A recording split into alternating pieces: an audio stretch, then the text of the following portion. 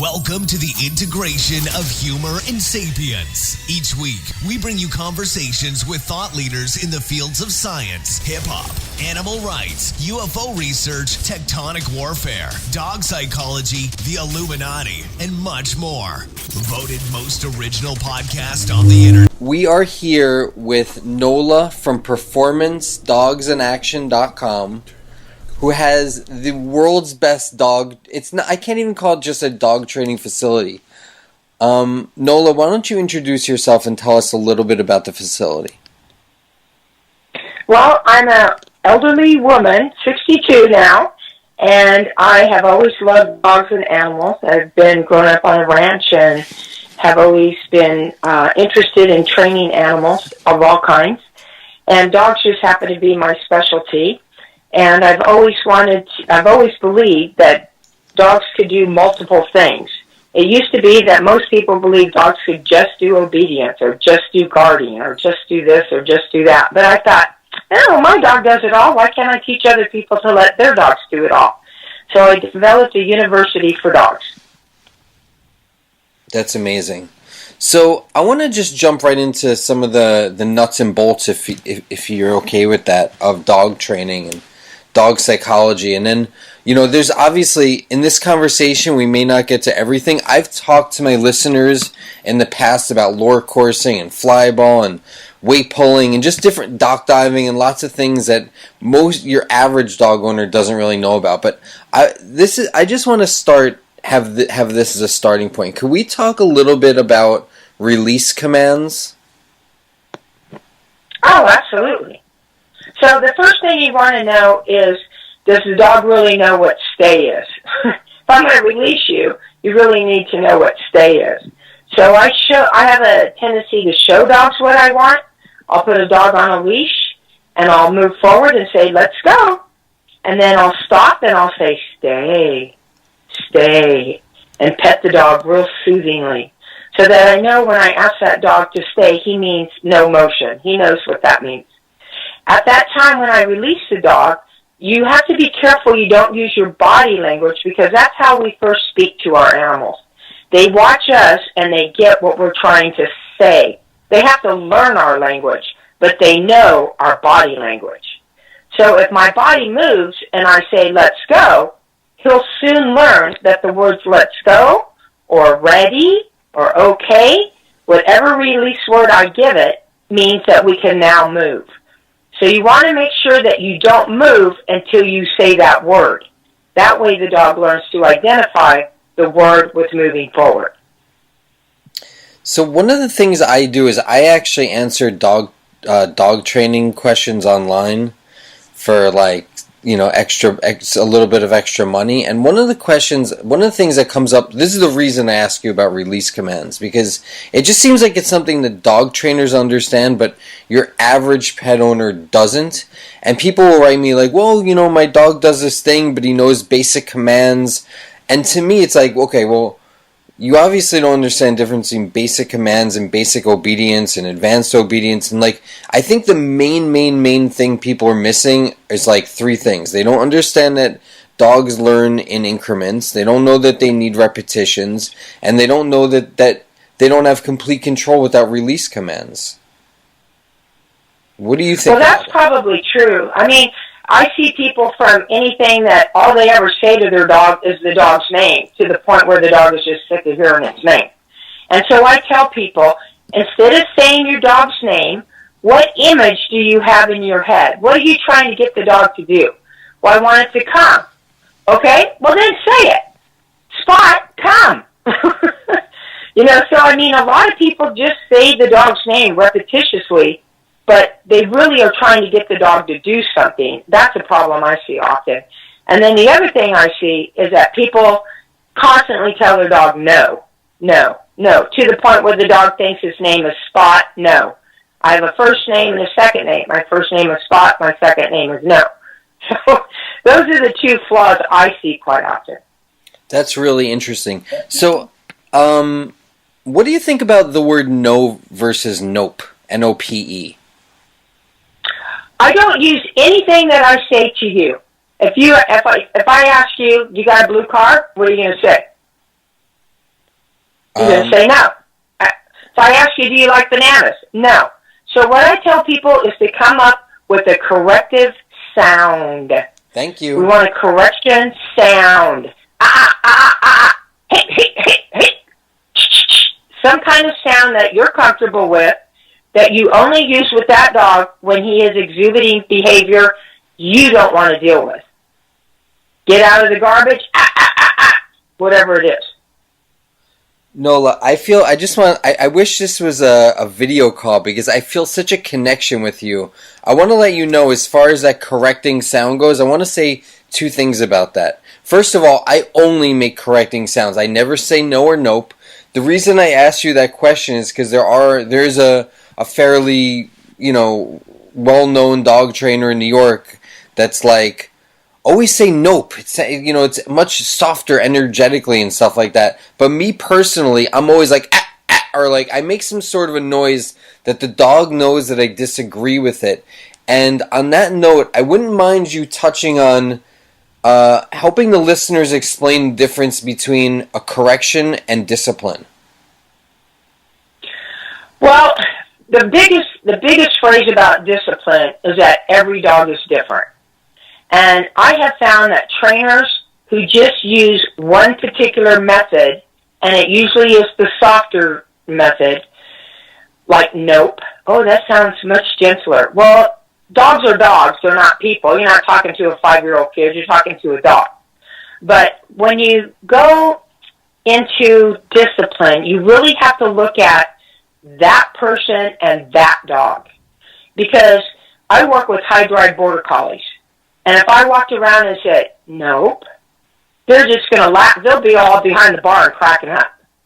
But if I work with a nice little Bichon who's just maybe getting into the cat food and he doesn't need to, nope might be very appropriate. So the first thing I would say is, what is the dog like? Is it a soft dog? Is it soft in this area but hard-headed in that area? Are you talking about a foodie dog that constantly gets into the garbage? The biggest thing about correction is you got to one-up it. So if it's really worth it to me to jump over the fence and go play with the neighbor's dog, you got to correct that dog so it just isn't worth it. No, you're not going to jump over the fence because when you do, A, B, C, and D is going to happen. So the dog goes to jump over the fence and he goes, it's just not worth it. Because once a dog does something, it's in their file. They always have it in their head. So now we have to create a bigger file that says, not worth it. Exactly. And also when, when in my experience, when dogs do something that we don't want, a behavior that we disagree with, I look at it as a teachable moment, and I'm welcoming the fact that I know my dog may test me 3 or 4 times, but it gives me the opportunity to teach him, that show him that I'm consistent. Absolutely, because people will go and prevent their dog from making a mistake, and I'll say, no, let him make the mistake. Let him go after the chicken. That way, when he goes to kill the chicken, I can fix it. Right. But if you never let him go after the chicken, how am I going to fix it? Yep. Okay. I want to revisit this, because we still have a good amount of time, but I just want to jump all over the place and then come back to this. Let's talk about something that right away when I looked at your website, I was like, oh man, I love this place. Let's talk a little bit about dog kayaking. Yeah, that's kind of a fun thing. In our area, of course, sunny California, we have lots of lakes, and we have a lot of people who love to kayak during the fairly good weather months. So because people like their companion with them, my concern was that, people would take their dog and not be able to let it fall off the kayak and then get it back on the boat. You don't want to learn while you're in the middle of the lake or the river. So my concern was more safety issues. How do we introduce the kayak to the dog? How do we get it to jump off into the water, get it to come back to the boat, pull it up on the boat? What is the actual process in doing that? Mm-hmm. Very interesting. Have you ever encountered a dog that was just totally terrified of the water or the boat? Every weekend, yeah, all the time. A lot of dogs are really afraid of water. My biggest theme for introducing water to dogs is to get the dog hot. The dog needs to be like playing ball in the sun and getting hot. Once he's hot, then you introduce getting into the water, and the dog sees it as, this is great stuff. I was all hot and thirsty, and now I'm all in the water getting cooled, and it's enjoyable at that point. But if you try and introduce a cold dog just throwing it into the water, that usually doesn't work. It usually kind of repels the dog from water. Yeah, and he may never like water again just because of that. Yeah, you have to really... What I have is a dock, and I put the dog on a leash after they're heated up, and I ask the dog to get into their belly. And then I just sit right by the dog and tell it, good, get a drink, and just kind of soothe the dog and let him just experience the water in a real positive manner. After the dog does that, you can try and introduce some toys and see if the dog will learn to play in water. Uh-huh. And then you can walk into the water up to your waist and ask the dog to just swim around you as you hold on to the body harness. So that the dog learns, okay, I just have to swim and I get to go back into shore. So little by little, like you were saying, just small increments, let's do this. And then the next day we'll do that. And then little by little, the dog will learn to like it. Yeah, I mean, so I used to have a dog walking, dog training business in New York City. And I unfortunately saw like tons of dogs that would just like drag their owners down the street, and it was especially dangerous there because there's like chicken bones everywhere and glass bottles and all kinds of stuff like that. Oh, wow. And it just occurred to me all the time, like, why don't these people are all wondering why their dogs pull outside, but they I'm just getting back to increments. They never taught their dog to walk on a loose leash, even in their apartment hallways, and then in the quiet area outside their apartment, and in the lobby, and those type of increments. Yeah, that's a good point, because dogs will always do their best in your living room or kitchen. So if you can't even get the dog to walk nice from the bedroom to the kitchen, you're probably not going to get it to walk nice anywhere. So they're like our kids, you teach manners at home on the dining room table so that when your kids go out to eat, they have some kind of concept of how to behave. And that's how dogs are. We teach them in our homes, and then we expand their world a little bit at a time. So you have a life that I feel like a lot of people would want to live. Like, I'm looking at this facility. I mean, I know that at least I would love to be a part of something like this. I mean, this is just unreal what you got going on there. Could you talk a little bit about maybe some of the other dog sports? Like, actually, the original reason I called you was about herding, but that was before I knew you did dock diving and all these other things. Can you talk a little bit? Yes, I have a big belief that when dogs get a lot of good exercise, both physically and mentally, they make better dogs. And the other thing, people get a dog for companionship and a relationship, and through performances like agility and dock diving and herding, and working as a team with my dog, it kind of creates that relationship that is the original reason why people get dogs.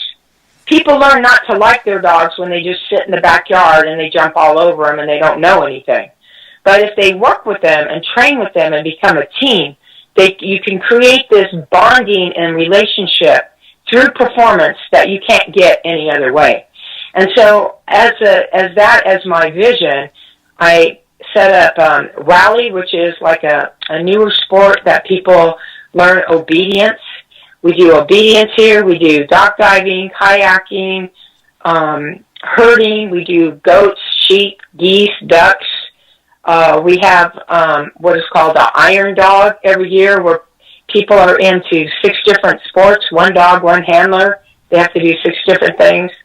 So there's nature trail, riding on a bicycle with your dog. There's all kinds of things you can do to create this companion team relationship. The biggest thing when I teach is that the person is in charge and the dog is to respond to me as its owner. And you can do that through a lot of positive training. There are sometimes you have to tell the dog, nah, we're not doing it that way. You got to listen to me, we're doing it this way. And that's what creates that bonding effect with the dog, getting involved in training. Really, really interesting. Yeah, I mean, in my view, and I talk about this all the time, I think that most people get dogs for selfish reasons because they just want something to love and to love them back. And, you know, they just say, oh, but I just love dogs. Or if they love pit bulls or Maltese, like, I just love pit bulls or this breed or that breed. But, you know, like, for me, getting a dog is really about the fulfillment of the dog and taking the relationship and the teamwork to the next level the way that you're describing. Yeah, I think that what people want out of their dogs is only created when they put hands on, feet to the ground, and interact with the dog. The dogs do not come with this magical formula that they automatically bond to you. You have to earn that. You have to earn their respect. You have to earn their praise. You have to earn them wanting you. It's not enough just to show up and give them a bowl of dog food every day. Yeah. Yeah, I know a lot of people, and I think you're not going to take this the wrong way, and my audience is smart enough not to take it the wrong way. I'm just using pit bulls as an example, okay? What I'm about to say could go for any powerful breed like mastiffs, or it could even go for tiny dogs. It doesn't even matter. I know a lot of people. I just met one recently. It's like, oh, I love pit bulls. We just got a pit bull, and like these are people that never owned a dog before. They never read a dog training book or watched a dog training video before. So they're not teachers of dogs, you know, in any sense, and they're wondering why their dog, you know, the home pack structure and the status of this dog at home says everything. You know, this dog rules the house. And they're wondering why it's becoming aggressive and that kind of stuff. And people are like, well, you know, pit bulls get such a bad rap. But in my view, it's like, yeah, they do get a bad reputation in part because of people like this that have good intentions. I'm not mad at them. But they're like, you know, I just love pit bulls. But they don't really know anything about dog psychology. Well, we have to take it back from hundreds and hundreds of years ago. Every dog breed was bred for a job. Right. Every dog was bred for a job. That means that this particular breed has this coding of genes and is programmed a certain way. Like, you're not going to take a Bichon Frise and go hunting with that dog. That would be ridiculous. You're not going to take a lap and try and make it a lap dog while you eat chips and watch the goody shows. Uh-huh. It's not going to work because it's not programmed that way. It's going to drive you crazy. So after hundreds and hundreds of years of breeding dogs, a person thinks they're going to change their genetic programming is just not thinking things through properly. So pit bulls were bred for fighting. They're terriers. All terriers kill things. That's why we have terriers on ranches. So they'll run and kill the rats. So they'll kill mice. So they'll kill a possum. Have you ever seen a dog kill a rat? The rat bites the hell out of the dog. The dog goes through a lot of pain. And it only makes the dog madder, so he kills the rat. So these things are bred for hundreds of years in dogs. So if you think you can change that by being nice to a dog, you're really misleading yourself. Border collies are bred to herd sheep, to move cattle, to be in control, to gather, to split, to drive. You're never going to get it out of that dog. So if you get a herding dog, he's going to herd something, either your children, or he's going to herd flies, or he's going to herd the water, or the toys in the pool. He's going to herd something. You're not going to deprogram the dog. And so my biggest thing is, okay, you love dogs. Great. What does your life look like? How can we get you a dog that matches your life? Right. Right.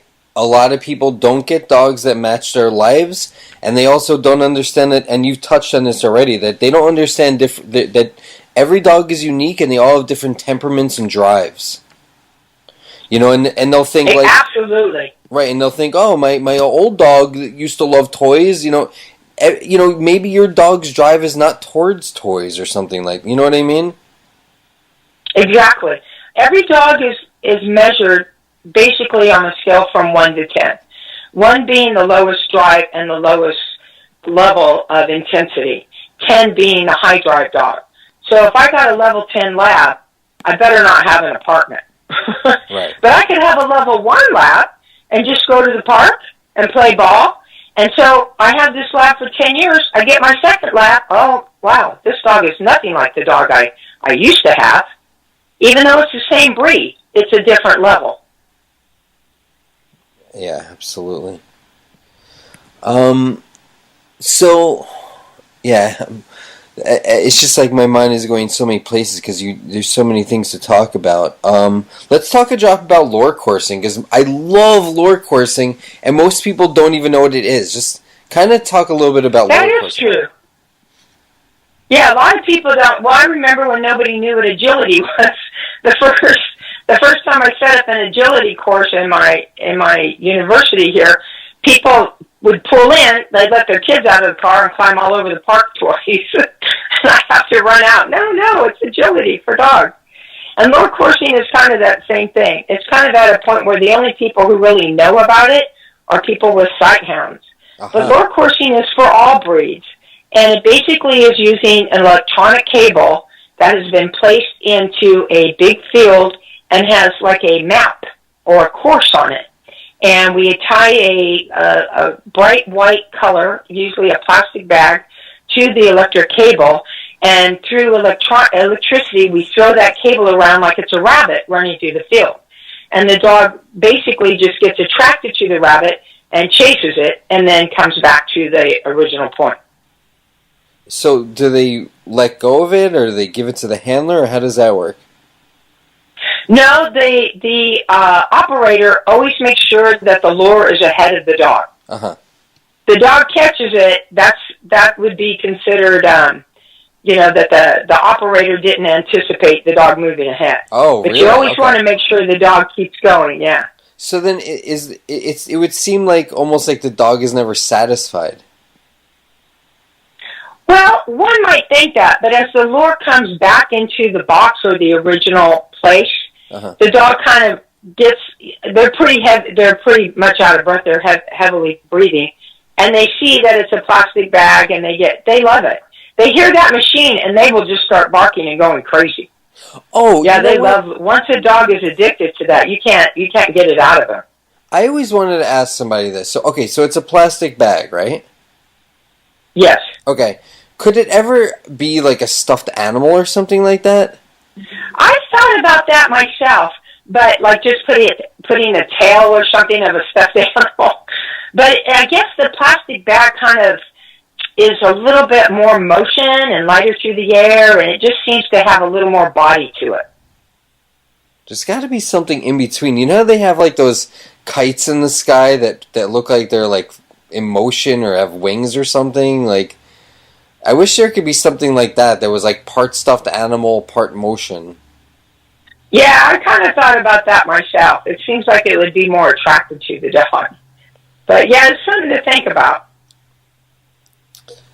I would probably do weird stuff like put meat in the middle of the toy or something that I'm not supposed to do. That's probably a bad idea, right? Yeah, I was going to say, I don't know that I would put so much of that prey drive in because you don't want your neighbor's cats to start disappearing. That's actually, I'm glad you said that, because that would probably make them a little bit too primal. That's like recreating the hunt. Yeah, I think that would be crossing a line. Yeah. So as far as dock diving goes, what are they jumping into a pool or a lake? Well, if you go to like fairs and stuff like that, they have what is a huge rectangle pool. And they have the dock 24 inches off of the water, and it's pretty much like a swimming pool. And the dog is on a 40-foot dock. He can use some or all of that dock in order to gain speed. Uh-huh. The handler is usually in front of the dog tossing the toy out. Some dogs are relieved after the toy has landed in water, and some dogs are released as the toy is being thrown. It just depends on that team. And then, obviously, of course, the furthest jump wins. Because I'm looking at your website, and it looks like there's like a lake. Yeah, we use the pond because I do so much introduction to water that I have my dog sitting on a pond. And that makes it, I can control the level of water, however high or low. So if I'm doing an introduction to dock diving, I want that water level high. As the dog advances, I'm going to let that water level drop. Are there fish so that in there? the dog has a little more challenge. There are a few fish in there, yeah. Have you ever seen any like fun interactions between the dog and the fish, or anything interesting? No, you can't really see. I keep UV ray dye in my pond so I don't get algae, and it pretty much keeps it darker looking, like a dark blue. Got it. And where in California are you? I'm right near Sacramento. I'm right near the Sacramento airport. Okay. And folks, don't forget, we're talking to Nola from PerformanceDogsInAction.com.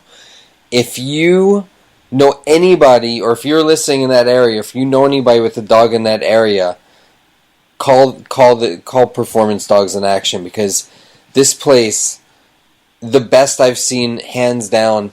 They even call it something like the Disneyland for dogs. Yeah, a lot of people feel that way, yeah. They get a lot of choices of stuff to do. Do you use, what do you call those things, like a herding staff? Yeah, the staff is actually an extension of our arm so that the dog can see which direction and pressure we want it to go. The staff is, there's different ways you could use staffs. You can, like, sometimes I use bamboo, sometimes I use like a horse whip, sometimes I use a flag. It depends on what I'm trying to gain out of the dog, but it's basically a directional mechanism. Do you ever touch the dog with it? I don't mean that obviously in a... Oh, no. No. So with a it basically is just a extension of my arm saying, don't come this way, go that way. It's just merely a directional. But with a healing stick, you might tap a dog's chest, right? A healing stick. I don't know that I ever have. If a dog is coming in too close on livestock, I'll use the flag, and that flag makes a real... kind of like a noise that, I don't know what it would sound like. Almost like you shaking out a rug, or shaking out a paper bag. It just makes a whippy noise, and the dog is like, oh, I don't like that noise, and it won't come into that space. Wait, what is it that makes that noise? What makes that noise? It's called a flag. And it's a herding flag, and it is kind of like a long stick, and it has material on the end that's real light nylon. And when you whip it, it makes a noise that the dogs back off from the livestock. Yeah, and so you can control the dog from coming in too close. Like he's putting too much pressure on the livestock, or if they're trying to nip or bite the livestock, you would make that noise and it keeps the dog back. Kind of like if you shook pennies in a can, or, dogs don't like abrupt noises. Right. Sometimes people that have dogs like Aussies, they love to get on the counter and eat food. So I tell them to get their pots and pans out, get the lid, and just bang your lid all over the counter and make it a stress area. Dogs don't like noises like that. No. So that's kind of what the flag does. It keeps the dog back from getting too close to the livestock. It's flag, F-L-A-G? Yeah, it's called a herding flag. I gotta check that out. But have you ever used, not for herding, but have you ever used a healing stick, just teaching a dog to heal? I've used PVC pipe to keep the dog from forging ahead. So let's say I have a new dog I'm trying to teach healing to. I'll put a whole hot dog in my left hand, and I just leave the leash loose. I never tighten a leash on a dog, never. And so I let that dog know, hey, look, when you stand next to me, you get a treat. So I take one step, the dog stands next to me, good, he gets a treat. So as we progress, the dog is next to the fence and next to me. He's in between two spaces, so he can't go left and he can't go right. All he can do is go forward or go back. As he tries to pull forward, I will take a stick and I will tap it on the ground and say, ah, ah, ah, ah. And then that pressure makes the dog come back from the stick next to me, and then I praise him again. Good there, good, whatever. If you call it here, I call it there. I want you right there. Stay right there. That's an easy word for me to say. But some people say heel. So good heel, good heel. So the dog learns, oh, when I'm in this space, if I stay here, I get food for making the right choice. If I forge ahead, I get the stick on the ground, and I don't really like that. So I'm choosing for the hot dog. That's real interesting. So you hit the stick on the ground. You tap. I would think. Yes, I make. Yeah, tapping the ground makes the dog go, oh, I don't want to go ahead. That's enough pressure. What do you mean by pressure? What do you mean by that? Okay, so let's say you and I are standing close, we're talking back and forth, looking at each other. All of a sudden, I stick my right arm straight out and I put my hand in front of your face. That pressure is going to make you want to take a step back. Okay. That's interesting. So if I go, every animal has pressure. So if I go up to a bird, the bird's going to fly off. It has real light pressure. If I go up to an elephant, I could probably walk right up to it because I'm not even big enough to create pressure. So dogs have a pressure pretty close to people. Some dogs, like labs, they can take a lot of pressure. You can get in their space. And then other dogs, like herding dogs, they have real light pressure. You hardly move your foot and they back up. So every dog has a certain amount of pressure they'll take. So depending on what I'm trying to create out of the dog, I apply that much pressure. So if I want my dog to walk backwards, I'm going to step into him, into him, into him, into him, and the pressure of me coming at my dog makes him walk backwards. If I walk backwards, it makes my dog want to come to me because now there is no pressure. I've released the pressure. So we use our body, our hands, our feet, our body as pressure to create motion out of the dog. If I want my dog to do a side step, I simply take my foot or a rod and I put it on the side of the dog and I move to the side. The rod pushes the dog to the side. If I want my dog to make a turn, I put pressure on the side of the head. It makes the dog's head bend and we get a turn. So I can create anything out of the dog by pressure. Mm-hmm. And then once the dog is doing the behavior or is in the position that you want, how do you switch it up and show praise and change your tone and do that in an instant? I always tell people you do it like a light switch. You got to be as fast as a light switch. If you're not as fast as a light switch, you can't have a dog. Give me a dog. Thank you. So, the light goes on. Hey, yay, good. As soon as that dog turns around and puts his back away from you and his nose is sniffing on the ground, you got to switch the light the other way. Hey, hey, hey, hey. Yeah. And as soon as he looks back to you, yeah, good, that's what I want. So our voice, our tones, our timing, life is all about pressure and timing. And when you train an animal, it's all about pressure and timing. So true. So true. And one thing that I find about a lot of either male trainers or just guys that own dogs in general is they don't change their tone. They'll be like, no, good. It's just like they're doing like the same thing. Yeah, and then there's just people who don't themselves, they don't hear the difference. Some people are really, truly tone deaf. So I usually give an example for clients like that. Like for guys, I'll always say, yeah, that boy. Because a guy can say that and not feel uncomfortable. Uh-huh. So the dog starts to learn. When his voice lifts a little bit and I hear, that boy, then the dog knows, okay, my owner's happy. That's what I'm supposed to do. And then when the dog is bad, okay, now you can get down low. And so you have these two contrasts. And even men can do that.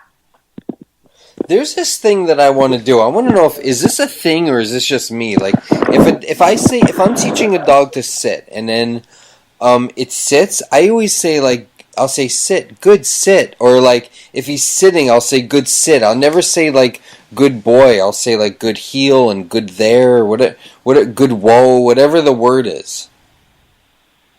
That's exactly the way dogs get a big vocabulary.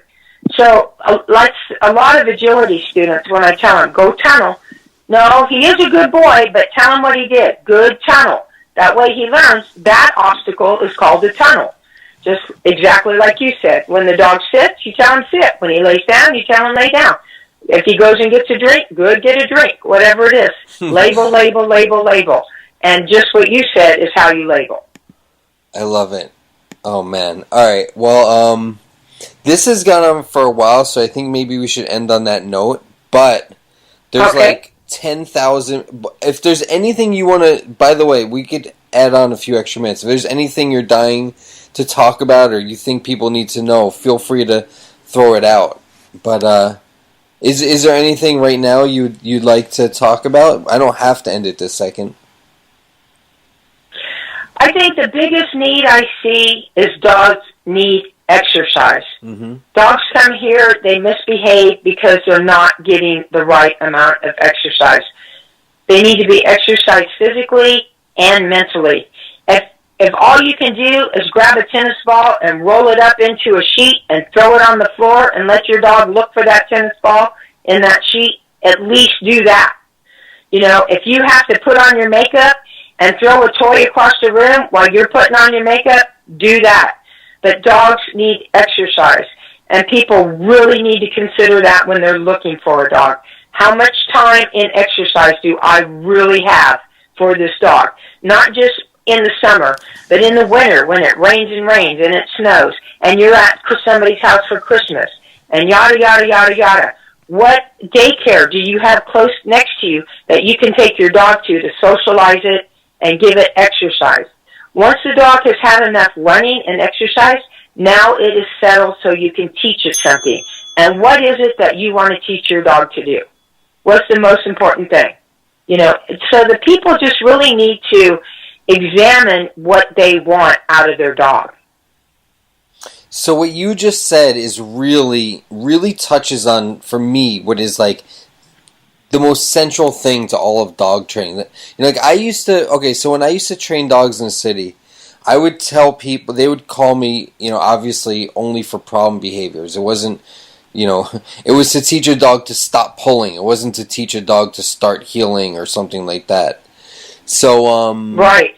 So, like, I would tell people, well, especially if it was an aggressive dog, because I did deal with a lot of aggressive dogs, I would say, I want you to exhaust your dog before I get there. Like, even if you take him for, like, an hour walk and he gets tired, like, that's not enough. Like, let him take a 15-minute nap and take him for another hour. Like, I really need... There you go. Yeah, I really need, like, an exhausted dog to start... Yeah, people just don't get that.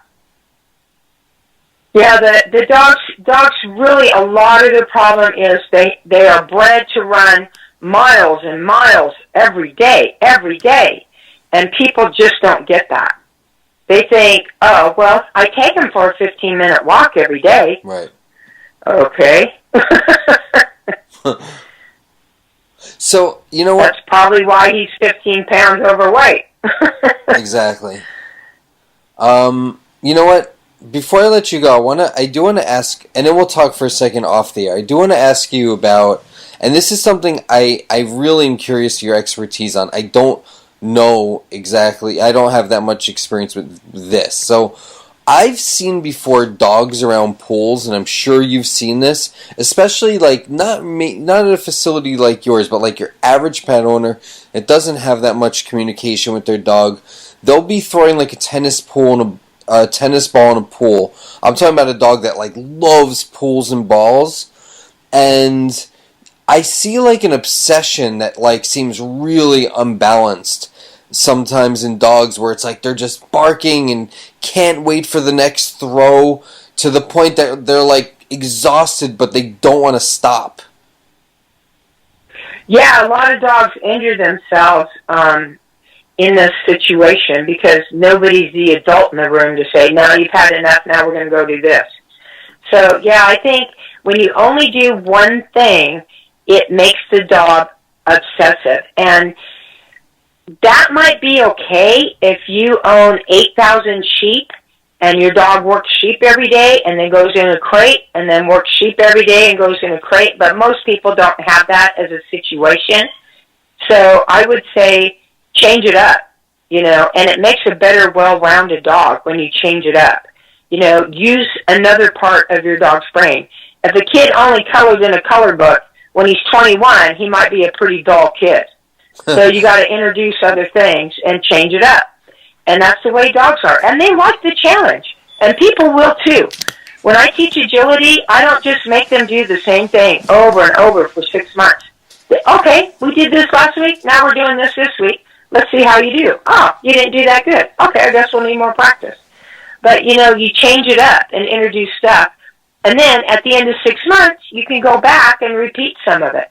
Or if the dog really likes something, maybe just do it 2 or 3 times and then switch to something else. Because obsession in a dog will only make you resent the dog.